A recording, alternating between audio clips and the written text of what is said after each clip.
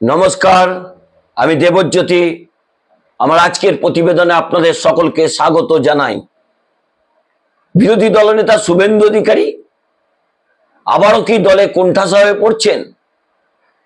গত কয়েকদিন ধরেই বেশ আনন্দে ছিলেন এই বিরোধী দলনেতা, কারণ দলের যে সাংগঠনিক বৈঠক হয়েছে সেখানে দিলীপ ঘোষকে ডাকা হয়নি, তাকে কোনো পদে রাখা হয়নি, তাকে কোনো কর্মসূচি দেয়া হচ্ছিল না।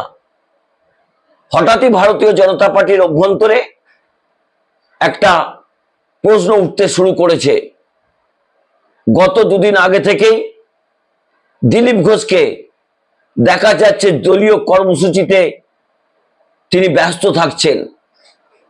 শুভেন্দু অধিকারী গত কয়েকদিন ধরেই খুব আনন্দে ছিলেন যে তার রাজনৈতিক শত্রু দিলীপ ঘোষ একেবারে কোণঠাসা হয়ে গেছেন, তিনি বাড়িতে ঢুকে গেছেন। রাজনৈতিক সন্ন্যাস শুধুমাত্র সময়ের অপেক্ষা। কিন্তু সেই সময়ই ঘটনার একটা চূড়ান্ত নতুন নাটকীয় রূপ পেল। বিরোধী দলনেতার আনন্দ সেখানেই শেষ হলো। হঠাৎ করে দিলীপ ঘোষের হয়ে ব্যাট ধরে মাঠে নেমে পড়লেন সুকান্ত মজুমদার, তিনি রাজ্য সভাপতি। যেভাবে তিনি দিলীপ ঘোষকে ভূয়সী প্রশংসা করলেন, যেভাবে তার পাশে দাঁড়ালেন, যেভাবে তিনি বললেন ভারতীয় জনতা পার্টিকে এ রাজ্যে প্রতিষ্ঠা দিয়েছেন দিলীপ ঘোষ। দিলীপ ঘোষ তাকে রাজনৈতিক টিকিট দিয়েছেন 19 সালে। দিলীপ ঘোষই তাকে রাজ্য সভাপতি বানিয়েছেন। দিলীপ ঘোষই 2 থেকে 18-তে নিয়ে গেছেন রাজ্য বিজেপির সাংসদ সংখ্যা। সেই দিলীপ ঘোষ দলের কর্মীদের মনের মণিকোঠায় আছেন। কি বলেছেন রাজ্য সভাপতি সুকান্ত মজুমদার, তার বক্তব্যটা শুনলে স্পষ্ট হবে।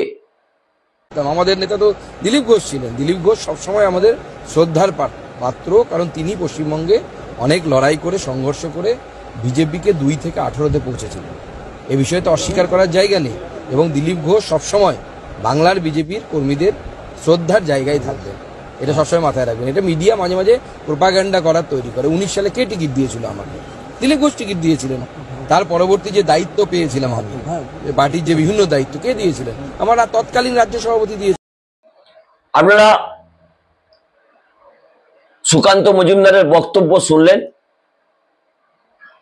অনেকদিন হলো রাজ্য সভাপতি হয়েছেন, তার মেয়াদও শেষ হয়েছে, কিন্তু এই মুহূর্তে দলে রাজ্য সভাপতি হওয়ার মতো যোগ্য নেতৃত্ব বিজেপির কেন্দ্রীয় নেতারা খুঁজে পাননি।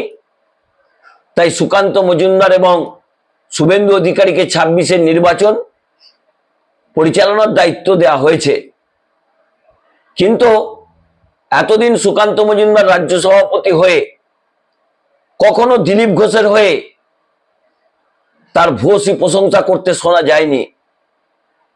হঠাৎ কি রাজনৈতিক অঙ্ক ভারতীয় জনতা পার্টির অভ্যন্তরে শুরু হলো যে সুকান্ত মজুমদার দিলীপ ঘোষের হয়ে একেবারে সোজা ব্যাটে খেলতে শুরু করলেন। যে প্রশংসা তিনি আজকে দিলীপ ঘোষের সম্বন্ধে করেছেন তা কিন্তু রাজনৈতিকভাবে অন্য বার্তা পৌঁছাতে শুরু করেছে। গত কয়েকদিন ধরে আনন্দ ছিলেন শুভেন্দু অধিকারী যে তার রাজনৈতিক শত্রু বর্তমানে দিলীপ ঘোষকে তিনি কোণঠাসা করে দিতে পেরেছেন।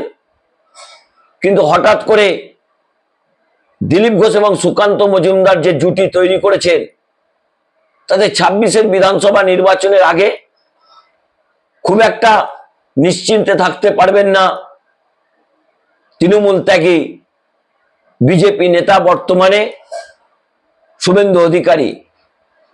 শুভেন্দু অধিকারী একমাত্র রাজনৈতিক শত্রু মনে করতেন দিলীপ ঘোষকে। সুকান্ত মজুমদার বরাবরই একটি রাজনৈতিক চরিত্র, তিনি অধ্যাপনা করতেন, তার একটা ভাষার প্রতি দখল রয়েছে, কুকথা খুব একটা বলতেন না, তবে যে মাঝে মধ্যে বলতেন না তেমন কথা নয়, তবে কম বলতেন। তিনিও আরএসএস থেকেই সভাপতি পদে এসেছেন। তাকে দিলীপ ঘোষ রাজ্য সভাপতি করেছেন। দিলীপ ঘোষ তাকে সাংসদ পদে টিকিট দিয়েছেন। দিলীপ ঘোষ দুজন সাংসদের পর থেকে 18 জন সাংসদ উপহার দিয়েছেন। সেই দিলীপ ঘোষেরই তো পাশে থাকার কথা সুকান্ত মজুমদারের, কিন্তু ঘটনার নেপথ্যে একটু অন্য কথা কিন্তু উঠে আসছে। তাহলে কি আরএসএস প্রধান মোহন ভাগবত দিলীপ ঘোষের হয়ে ব্যাট ধরলেন?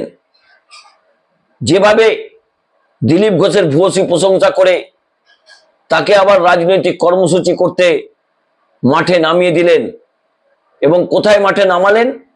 সেই মেদিনীপুরে নামিয়ে দিলেন, যেখান থেকে শুভেন্দু অধিকারীর রাজনৈতিক পথ চলা শুরু হয়েছিল।